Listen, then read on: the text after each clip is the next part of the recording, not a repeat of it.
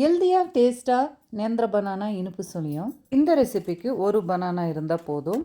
Cut பண்ணிவிட்டு ஒரு சைடில் வச்சுக்கோங்க. ஒரு பவுலில் 2 டீஸ்பூனு ரவை சேர்த்துக்குங்க. 1 கப்பு மைதா சேர்த்துக்குங்க. கொஞ்சோண்டு மஞ்சத்தூள், ஒரு பிஞ்சு உப்பு சேர்த்துக்கிட்டு நல்லா திக்காக இந்த மாதிரி கரைச்சி எடுத்துக்கோங்க. 1 ஸ்பூன் நெய்யில் கட் பண்ணியிருந்த பனானாவை சேர்த்துக்கிட்டு ஒரு 2-3 நிமிஷம் ஃப்ரை பண்ணிங்கன்னா சாஃப்ட் ஆயிரும். 1 கப்பு துருவிய தேங்காய், ஸ்வீட்டுக்கு 2 டேபிள் ஸ்பூன் வெல்லம் சேர்த்துக்கிட்டு ஒரு 2 நிமிஷம் ஃப்ரை பண்ணிங்கன்னா இந்த மாதிரி பூர்ணம் ரெடி ஆயிரும்.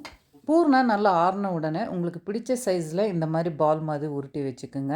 அடுத்ததாக ஏற்கனவே ரெடி பண்ணி வச்சுருந்த மாவில் டிப் பண்ணி நம்ம சூடாக இருக்கிற ஆயிலில் விட்டுருங்க. 2 நிமிஷம் ஃப்ரை பண்ணிங்கன்னா மேலே கிறிஸ்பாக உள்ளே வந்து சாஃப்டாக உங்களுக்கு நேந்திர பனானா சுழியம் ரெடி ஆயிடுச்சு. அரைச்ச மாவு மிச்சம் இருந்துச்சுன்னா பிஸ்கெட்டை டிப் பண்ணி எண்ணெயில் விட்டு பாருங்க, புசு புசுன்னு மேலே எலும்பி வரும்.